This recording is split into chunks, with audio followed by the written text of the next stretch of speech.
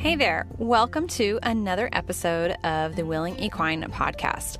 I'll be recording this episode in my car, so the audio may not be super clear, and sometimes I have my kids with me, so if you hear a little bit from them, I apologize, but hopefully you can still enjoy the podcast. I'd love to hear from you after you listen to the podcast, so feel free to comment on any of my social media platforms or email me or even send me an Anchor voice message.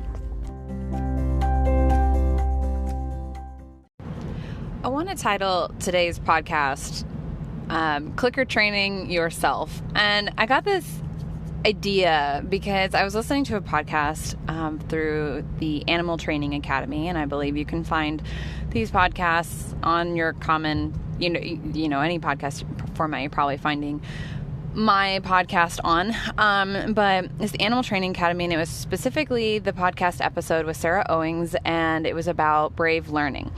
And I was listening to that podcast, and it just really hit me, and that I'm really, I have this training plan. I have the intention to reinforce desired behavior and do it in successive approximations, so a little bit at a time, and I look for little improvements and a little bit more and a little bit more and a little bit more, all throughout the training process and all throughout the multiple sessions we have. And, we train in successive approximations with our learners.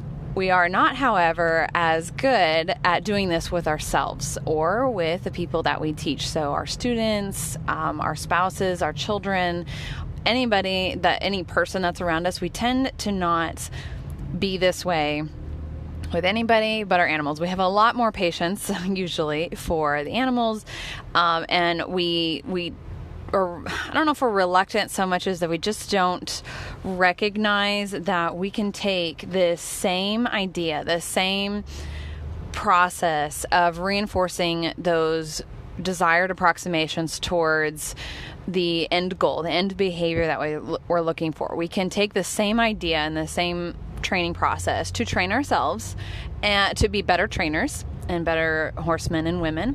And we can also take this idea into training our students, our human learners, and the humans around us. And so I kind of want to talk about what that looks like and how I am applying this idea in my own life, because I am really bad about this. I am so hard on myself, and I expect perfection, or I get frustrated, or I feel insecure and like we're not making progress and it's not enough. I'm not a good trainer. Why do I have horses? What is the meaning of life is basically kind of what I put myself through when I go down this road. And especially when I'm having a rough training day, when I'm having a day where things are just not looking how I want them to, when the horse isn't responding how I want them to. Anyway, so I'm really bad about training myself on how to be a better trainer. I mean, I listen to tons of podcasts, I read books, I'm always learning, I'm always trying to improve. So in that way, I am really good about improving my education and improving my skill level, but I am not good at recognizing progress in myself and being not only just content with that, but proud of it. At what point are we allowed to positively reinforce ourselves for the progress that we've made? Why is it never enough? Why are we always pushing for more and doubting our skill level and doubting the progress that we've made, and thinking that it's just not enough? Why is this how we treat ourselves? And sometimes we treat our human learners this way, our children and our students in our lesson program, but we don't necessarily treat our horses this way, or we have come to learn that we shouldn't be treating our horses that way, and we've started making changes there. So we're shaping plans and reinforcing those desired little steps towards the end behavior. Especially if you're going down the road of learning how to free shape, you understand the process of successive approximations and looking for the little tiny increments towards the end behavior. I mean, you can free shape behaviors from nothing, where the horse is just standing there, which isn't nothing, that's a behavior in itself, but you get my picture. So we can free shape behavior from nothingness to something. So we can go from what appears to be nothing, them just standing there, to full-blown movements such as turn on the forehand, turn on the haunches, backing up, Spanish walk. I mean, I have shaped quite a few different behaviors from a horse just standing still, and these are movement behaviors. And we do this through thin slicing the criteria, so little tiny bits of progress towards what we're looking for. So we take that end picture in our head. Let's say it's a backup, and so we want our horse, we have that end goal in our head, and let's say the end goal is for my horse to back up 6 steps in smooth, sequence. So it's lateral or diagonal pairs, and he's moving side to side to side, really, or in pairs quickly in a rhythmic motion, 6 steps backwards, wind cued in a straight line, with the head at a moderate, mid-level to slightly down, so that he's using his back and he's not arching or hollowing out his back, and that he's not throwing his head up in the air. And so he's using himself correctly. He's kind of sitting down in the hind end, and he's backing up, and it's beautiful. It's this beautiful mental image that we have in our head. Well, how do we get there from just standing still and not doing anything? We look for a little muscle twitch. Click that. Reinforce it. Then we look for a little bit bigger muscle twitch. Click that. Then a little bit bigger. Click. Then it's a muscle twitch that's specifically towards moving backwards. Click. Then a little bit of a weight shift backwards. Click. A little bit bigger weight shift backwards. Click. Then it's a full step. Click. Then it's, a full step plus a weight shift. Click. Then a full step plus a bigger weight shift. Click. And then we just build and build and build until we have this big, beautiful behavior that it is that we're looking for. So this idea of shaping behavior is not just applicable to horse training. It's not just something that we should be doing when training other people and our students, but it's something that we should be doing with ourselves as well. And looking for those little tiny bits of progress towards the end behavior that we're looking for. So if we decide that we would like to, I heard this, actually this example might have been on that podcast I was referring to, but they were talking about reading a book. So if your goal is you want to start reading 1 book per month all year, right? So that's your end goal, is that you want to be able to read a book per month. And by the end of the year, you'd have read 12 books. Fantastic goal.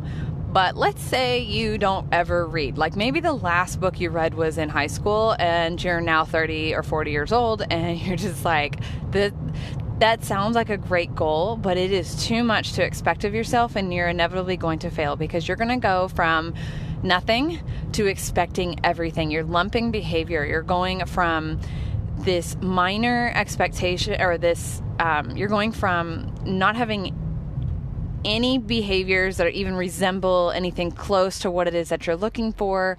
You have not read a book. You haven't picked up a book in a really, really long time. It's not part of your normal routine. It's not reinforcing for you. There's something there. It's just not something that you do. Okay. And now you have this goal that this is something you want to do. It's a fantastic goal.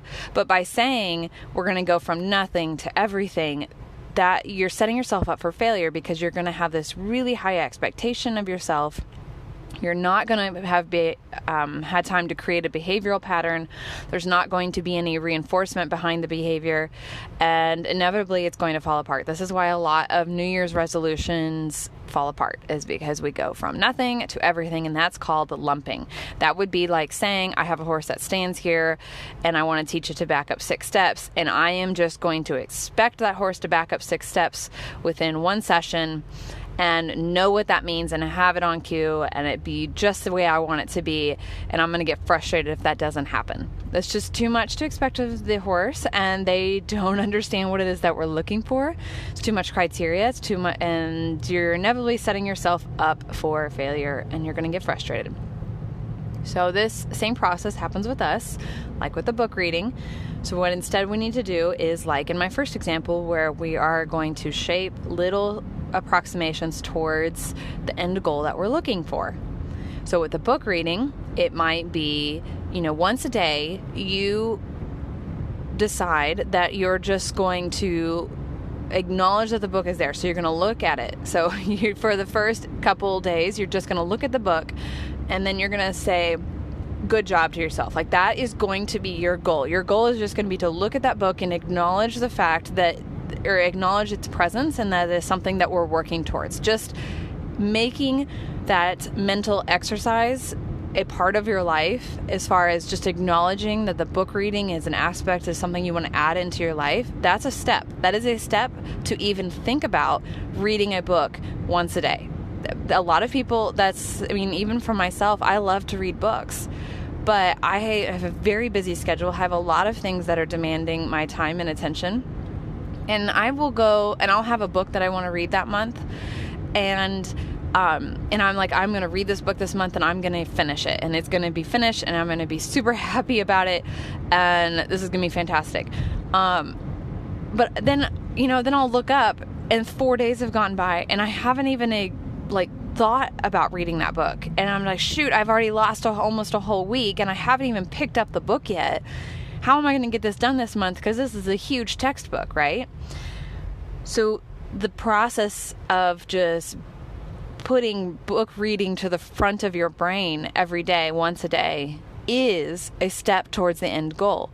And you can think of a reinforcer for that behavior as well. Maybe you could use a food reinforcer if you want. If something maybe like getting a little candy is a good reinforcer. Maybe just being, we can tell ourselves that was what I wanted, and be really just proud of ourselves for that. And I feel like that acts as a reinforcer, just being really proud of ourselves and just acknowledging that, yes, that is what I wanted to do. You could use some other kind of reinforcer for that behavior, such as, treating yourself to a bath, or, for moms, for busy moms, like me, like, if 3 kids, running a business, all that. Like, I don't actually remember the last time I just had a spa day at home. That just doesn't happen. So that could be a reinforcer. Another reinforcer might be, maybe you really like to watch TV. Maybe that has been the major conflict between reading a book versus watching TV. This is actually a thing for me where I like to just turn off my brain. I get so exhausted by the end of the day, and my brain is so fried that I just want to turn it all off, and I just want to zone out and watch a TV show that is mindless. And chances are I've already watched the TV show before. That's how mindless I want it to be, where I just zone out. So I could use watching my TV show for that day as the reinforcer for thinking about picking up that book. Okay, so that's a possibility. Use something in your life that you find very valuable as a reinforcer for making a little step towards the end goal that you're looking for. Then the next week you say, okay, now I've worked on looking at the book and thinking about the book. What about, can I pick it up? And then we work on that for a while. And then we work on, can I read the first page? Or one page, let's say, because the first page, you don't want to read that 10 times. So can I read 1 page? Then can I start reading 2 pages? Then can I read 3? And you start building, and before you know it, you have this new habit in your life. You have this habit of, before I watch my TV show at night, I read a chapter or 2 of a book, and then I get to watch my show. And this is fantastic. I had to cut in a few minutes into watching my show. Maybe, I used to watch an hour of TV shows and I only watch 30 minutes now. But now you have this new habit that's healthy for you, that you wanted to achieve, something that you wanted to do, and it's there. It's not something that it was this huge goal that you've never done before and it fails. It's going to be something that you have in your life for a very long time, as long as you continue to reinforce that behavior and continue to make it a practice. Okay, so that's an example of how we can use shaping, and which is a major integral part in clicker training and using positive reinforcement, is the process of shaping, which we also should be using this if we're doing negative reinforcement training and all that. Shaping should be a huge part in training with negative reinforcement. Let's say you want to teach your horse to back up when they feel the rope, and maybe you want to teach them, if you just wiggle your finger, they start to back up, and you're going to use a negative reinforcement process to teach this. You would start off with a slight aversive, so wiggling the rope enough you would escalate it a little bit mildly. It doesn't have to be extreme, just a little bit until the horse acknowledges that it's there and it starts looking for the answer to how to alleviate that annoyance. And they might take a weight shift backwards and then you stop. And then you do that again. You look for a full step backwards and you stop. And then you build and you build and you build until the horse realizes that if they start to feel that wiggling of the rope, they should take multiple steps backwards. And the 6 steps backwards that we wanted. And then you can start to reduce the pressure that you need to use to get that weight shift back, or those full steps backwards, to just a finger wiggle. And anyway, I'm not going to go down that road, but I just wanted to express that shaping process is very important to the ethical use of, or I should say, a more ethical use of negative reinforcement in horse training. As you guys probably know, or maybe you don't, I primarily focus on the use of positive reinforcement in my training, but there are situations where it will come up that I will use some negative reinforcement. I have some clients that I feel like it is better. I don't want to go too far down that road, but it's like I get put in a rock or a hard place where I either have to help them use negative reinforcement in a better way, or I lose them altogether, and then I lose the progress I had with that horse and the changes I've made for that horse, and I risk them going to a trainer that will not be as patient and will not understand that horse's rehab process and their trauma and all of that. So in those cases, I will choose to use negative reinforcement in a mild way for the better of the horse. So anyway, that was a tangent, but I wanted to throw that out there, that this shaping process should exist in all animal training. But like the original beginning of the podcast, it should exist in training ourselves as well. So we can actually train ourselves to change our own behavior. And so I gave you an example of a real life, like outside of a horse training environment, but now let's take it into, what about when we're training our students? What about when we're training our horses? How can we shape our own training skill level and our training,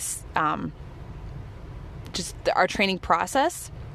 How can we shape our skills during the training process to become better trainers while also working on training the horse, while also working on training our riding instruction students? So a kid that we're teaching how to, do riding lessons or whatever.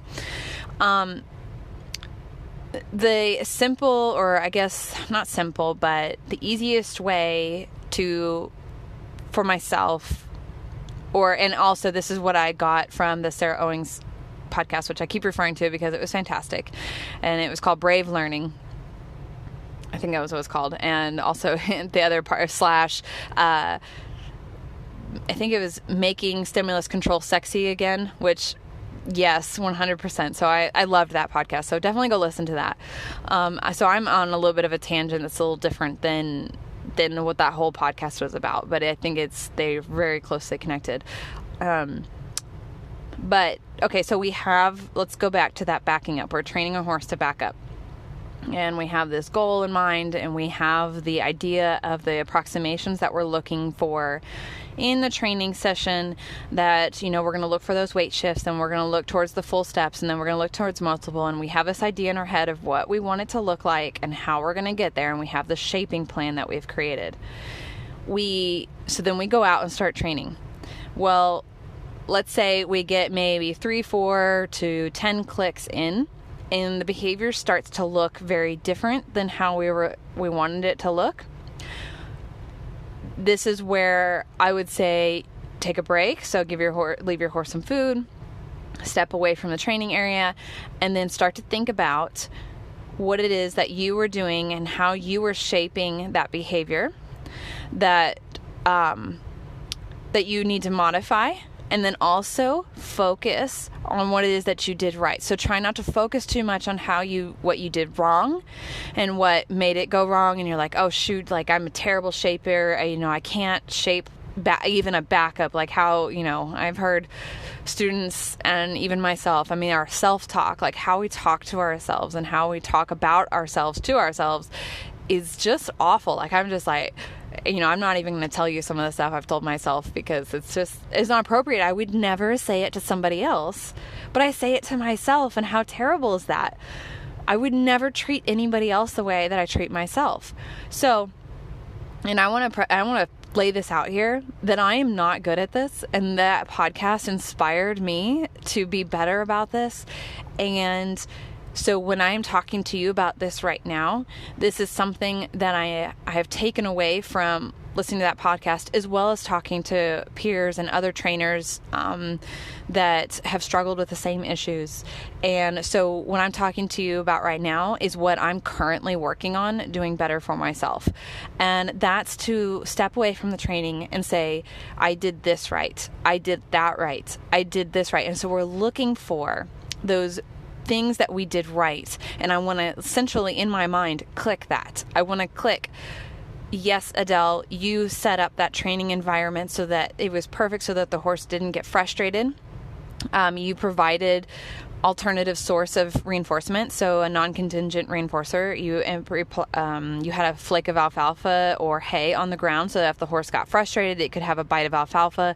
That was perfect for this learner because we know she has a history of ulcers, and that tend to make her a little bit anxious about food. So that was perfect. That was an excellent click. Good job, you. Okay, so what else did I do right? I set up the training environment to cue to the horse that we were doing a free shaping session. So I had her in protected contact and isolated away from the other horses, but close enough to the other horses that she didn't feel worried about where they were and if they were leaving her. So click, great job. Perfect. For about 10 clicks, we were doing awesome. You had your criteria sliced very thinly. The horse was confident. They knew exactly what we were clicking next. It was build, little bits at a time, click for you 10 different times. That was awesome. Then we hit the 10th time and something went a little bit off. We're not going to worry, we're not going to beat ourselves up about it. We're just going to say, what was that? We're going to take that as information that maybe we didn't, maybe we clicked a little late. Maybe we were asking for a little bit too much at that point. Maybe the horse didn't understand. Maybe they were getting a little bit worried about their buddy. So we're going to analyze what it is that happened that made the training start to change at that point, but we're not going to beat ourselves up about it, and we're not going to punish ourselves for that. We're going to focus on reinforcing the stuff that was good. So that necessarily wasn't what we wanted. Okay, fine, we acknowledge that. But instead of punishing ourselves for that, we're going to say, what is it that we could do in replacement of that? So what's an alternative behavior that the trainer, myself, that I could perform that would avoid that undesired result? So could I slice my criteria a little thinner? Could I make sure that the horses were a little bit closer? Could I make sure that she didn't run out of alfalfa that was available to her? Could I use a lower value food? Could I have stood a little bit differently? Could I have maybe just ended the session earlier? Maybe it was just the possibility that my session went too long and the horse was starting to lose the ability to concentrate and was starting to get a little bit frazzled or mentally fatigued. There's so many different pieces of information that could have been the case.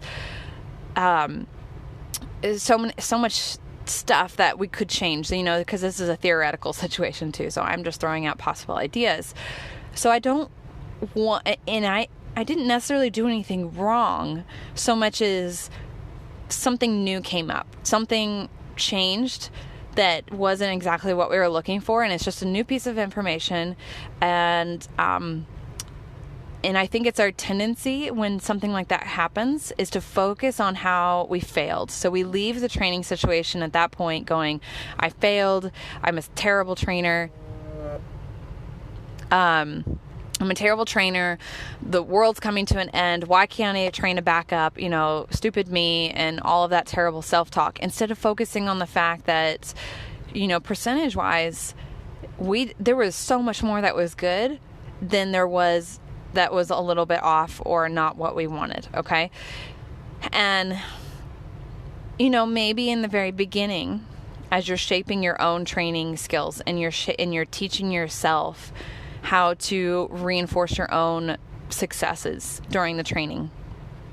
You might have to keep the training sessions shorter than your horse wants them to be or needs them to be. So maybe let's say your horse can go for 10 to 15 minutes, no problem, but you as the trainer, you can't stay focused enough or remember what it is that we're doing long enough, or stay correct with your timing long enough, or whatever. Like your performance level starts to decrease as you reach the 6-minute mark.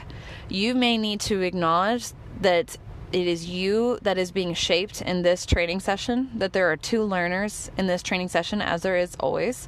You, even though you're the trainer, even though you're the one with the shaping plan, you are still always learning, and you are still always, you are performing behavior as well, and you are shaping your own behavior, and you are learning, and you are making progress, and you are getting better by the day, or learning, all this different stuff. So you are there too. You're another living, learning, breathing being in the same environment with your horse.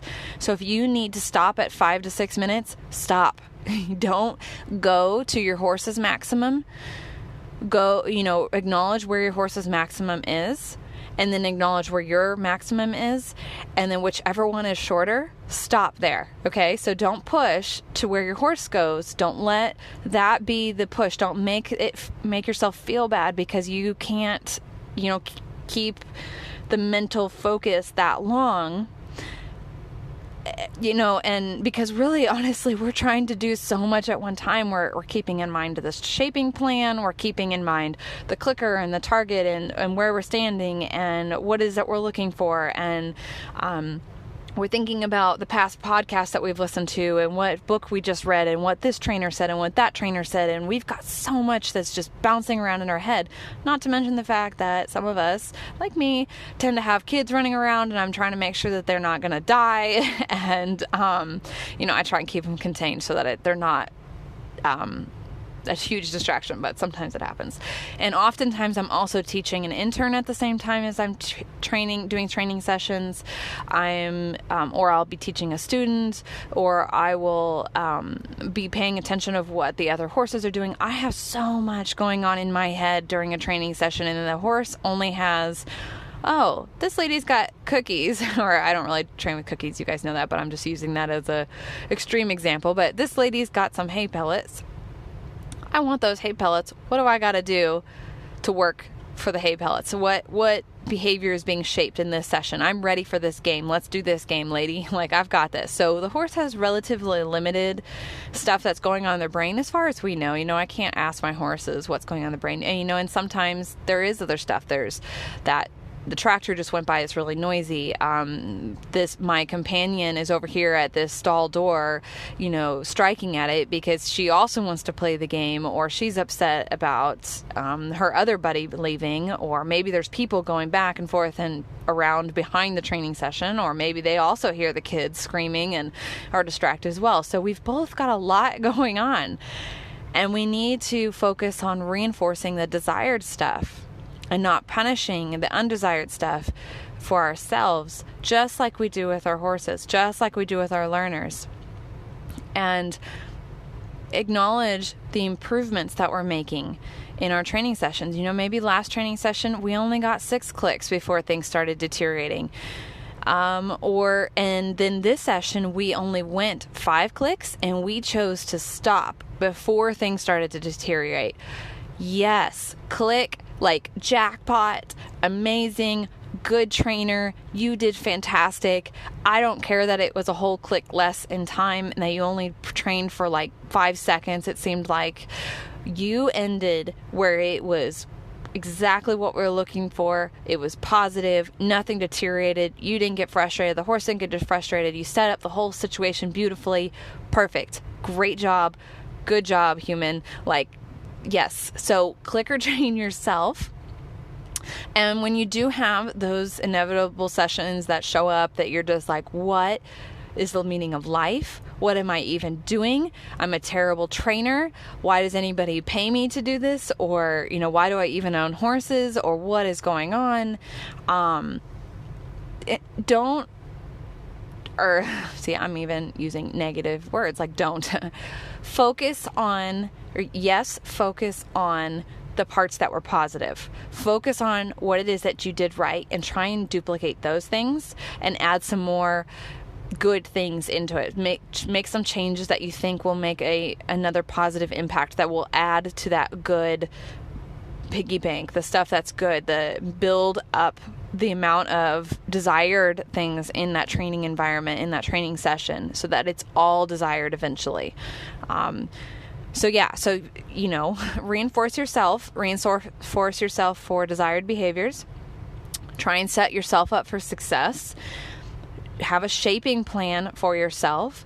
Look for, I do this with I could talk forever about this. I've got 2 more tangents, examples to go on, and then we'll be done. But, when we're working with a student, in particular, this is a really good example with my kids. I really want my kids to have experience with being able to use positive reinforcement to train animals, whether or not they're animal people when they grow up, whether or not they own dogs and horses or horse trainers. That doesn't matter to me. I just want them to know that they can use positive reinforcement to shape behavior, that they can shape desired behavior from those around them using positive reinforcement. They don't have to yell, they don't have to punish, they don't have to strike, they don't have to use physical discomfort to change those around them. They could use a positive, low stress way to do that. So as part of their education as a child growing up in life, I feel like this is a critical aspect to their future, whether or not they're animal people. But me as a parent, me as a horse trainer, and me primarily, I work with teenagers to adults, and I haven't worked a whole lot with little children. I have, but not with the clicker training, so I'm still learning there. I don't know exactly what the difference, what they need to know versus what an adult needs to know, and what's an appropriate shaping plan for a 2-year-old versus a 20-year-old. What's the difference? What's the cognitive ability there? What's their skill? How much fine motor, what's the fine motor skill difference, so this is an aspect. So I am learning as a trainer how to train my own children, which is even more challenging than training other people's children, how to train animals. So there's a 3-part training session happening here. Me training myself, plus training a kid, plus training the horse or the dog. And so that's a lot. It's a lot to expect of myself, and it's a lot to expect of anyone, really. And I was easily getting frustrated. I had really high expectations of my kids and myself, and I get frustrated because I'd see my horses, they didn't get it because the timing was off, and it would frustrate me because anyway, you get the picture. So I would start beating myself up, and I'm a terrible parent. I don't know how to train kids. I don't want to do this. It just became this terrible negative thing in my mind. And then I took a step back, and I'm like, my expectations have been way too high of these kids. I am also of myself as well. I've put us all 3 in a situation that have way too high of expectations, and then I punished myself. And I'm sure my kids picked up on that vicariously through either my tone or just how the training session went. They probably felt my frustration. So that wasn't good. So we actually stopped working together for a while because I needed to rethink and take a break. And then when I went back into training my kids, I tried to reduce my criteria for myself and what I was expecting of myself to be able to teach. So by that, I mean, I put the horse in protected contact. I reduced how much I was expecting of the kids to be able to do. So we just went to, can you toss food into the pan? So smaller criteria for them. And I picked a behavior that was really easy for the horse to be able to do. Can you just eat food out of a pan? Maybe it's just bridging, and that's all we worked on is click food. And then I did the clicker. Or, there's just different things we could do. And I would focus on reinforcing myself for the little things. When the kids would get it right, I would say, yes, Adele, tell you did a great job as a trainer communicating and setting up these learners for success. Awesome job, great progress. And we would make the session short. And then we would go again the next day, and it was just so much better. And I felt better about it myself. And I felt like I was doing better. And so clicker training for myself. And then the other bunny trail that I seem to have completely forgot about as I'm thinking, as I got off on that other tangent is, I think it was, and if it wasn't, then this is a third one, but when you have, let's say, a riding student or a student that is learning to train horses, it's really important, and in this whole podcast, this episode rolls over into this, is try not to fixate on what it is that their learner is doing wrong.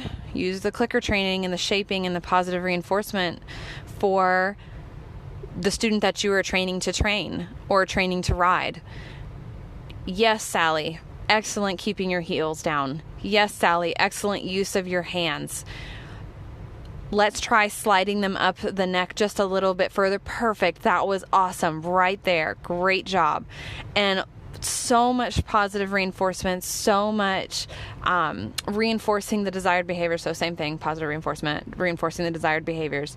And look for things that are reinforcing to the learner. So to some learners they might feel like you're overly like cheesy, enthusiastic, so you might have to find another type of reinforcement. So one idea might be, well, I would still always use some verbal. Like if verbally, I would always reinforce the behavior. I'd always say, yes, that was it. Perfect. Think of that, your verbal, as like the bridge. Think of it as the bridge signal, the clicker. Yes, that was it. Yes, right there. Perfect. Good. Yes. Like that's your clicker, right? But then you've got to follow that up with something that is desirable to them. So for a kid, what might really work is, yes, that was perfect. Now would you like to go over here and go over the cross rail? I know you love going over cross rails. Perfect. Positive reinforcement for keeping the heels down, right? So something that's not necessarily something they care about, keeping their heels down. Now they get to go over the cross rail. Perfect. Beautiful. They will start to get it. They'll start to be like, oh, if I do this, then I get to do this, and it means I can make progress. For adults that are trying to learning to train their horses, maybe they're working on behavioral issues, maybe stuff like this, I find that it's really useful to explain to them how, or I guess I should say, making or pointing out the progress, the tangible, visible progress that their horse is making, and writing that down and teaching them how to exercise that process, to use that process of acknowledging the small changes, acknowledging the daily improvements, just that little bit of, hey, you know what, last session we did an awesome job, we got to 5 minutes, we got a few steps. This session though, like, look at what we accomplished from the first session, because we started off almost as far as we got to the end on our first session. So we started off further along, and we were able to make even more progress. Look, so that first session where we had to be very careful about this and that, and we started off with such small criteria, and it was a little bit painfully slow. Look at the progress that we've made in just one session. Look at this change. How awesome is that? And just by helping them go through that mental exercise of acknowledging the progress that is being made, even if small, I feel like really helps. And it helps reinforce their behavior and their careful attention to their training progress and their training shaping and all of that. And so they can learn to reinforce themselves. They can learn to become better trainers and to use positive reinforcement on themselves. And you, by doing that, helping them through that process, are positively reinforcing them as well, because you are acknowledging as well, like, you're doing an awesome job. Like, this is great. Like, I'm so proud of you guys. This is awesome. Is really going to help them. So both of those together, useful life skill, plus you get to reinforce that, and plus you guys both get to make progress together. And Okay, I remembered the third point I had, or now second point. I don't know. Anyway, whatever point it was, we can use this same shaping process to reinforce desired behavior in other horse owners, whether they are online or at the local boarding barn that we're at, or at a showgrounds or whatever, or friends or family that have horses that don't train with positive reinforcement, or just, I don't know, they're using training methods that we don't agree with. They handle their horse in a way we don't agree with. They maybe have outdated ideas about like dominance and submission and all of this. We can use this idea of reinforcing desired approximations towards the end goal. So the end goal is that they would train a little bit more like we would like them to train. We can use this idea to reinforce little steps, little baby steps towards what we're looking for. Maybe their horse is pawing while cross-tied, and we happen to hear them say, I wonder why he's pawing. I wonder if he's anxious about his buddy being gone. Like, yes, okay, this person just acknowledged that there's a cause for an undesired behavior instead of just walking up to him and smacking him and telling him to knock it off and quit being a jerk. Like, trust me, I've seen that so many times. So being able to, I don't know, you'd have to find out, like, you obviously can't walk up to somebody and click and give them a gummy bear, right? I wish. That would be super nice. If I could do that, I'd just carry Clicker with me all the time. But you could just be like, oh, you know what? I think maybe, I think you're probably right. Would you like me to bring the buddy back? Maybe we could work on it. I know this great article about separation anxiety. We could really help him feel more comfortable leaving his buddies, and I think that would really help you guys, and he'd be more comfortable on the cross ties, and your tacking up process could be more enjoyable, and I'd be happy to help you. That could be a reinforcement to that person. That could be just having somebody to work with, somebody, that social aspect of it, somebody agreeing with them and reinforcing that their idea was a good one.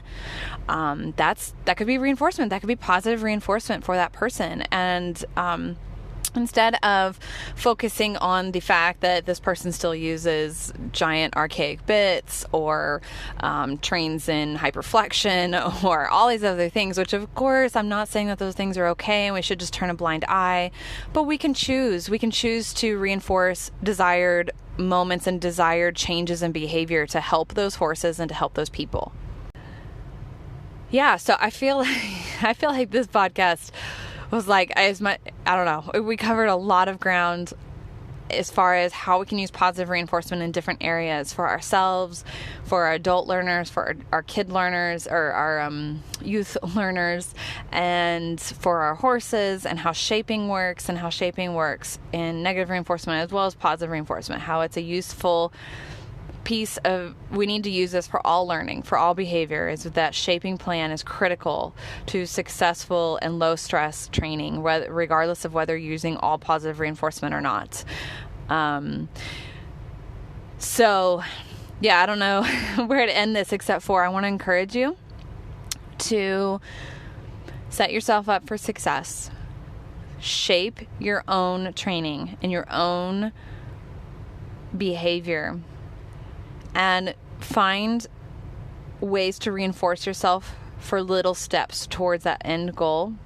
Break down that end goal into achievable pieces and repeat. That's the important part, is you've got to repeat it. You can't go from picking up the book the first day, reading the page the next day, reading a whole chapter the next day, reading a whole book the next day. That's too fast. That's not how behavioral patterns are created and new behavior is created.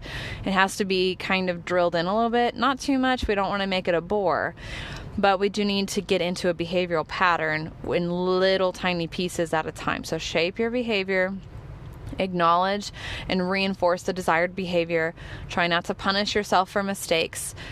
Acknowledge that the mistakes are just information. It's just, okay, that was interesting. I'm going to try different next time. I'm going to try this because this worked. This over here worked. So I'm going to replace what worked with what didn't. Great. No problem. So try and do that with yourself.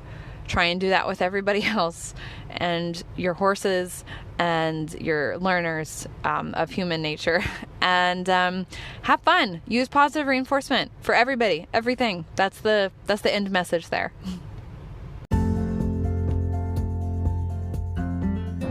Thanks so much for listening. If you'd like to find out more about The Willing Equine, head to my website, www.thewillingequine.com. On there, I have blogs and a very extensive FAQ. I also have other social media through there. So I've got YouTube and Instagram and everything else you could possibly think of. Also, I'd love to hear from you, so feel free to send me a message or an email, and I hope to hear from you soon. You obviously can't walk up to somebody and click and give them a gummy bear, right? I wish. That would be super nice. If I could do that, I'd just carry Clicker with me all the time.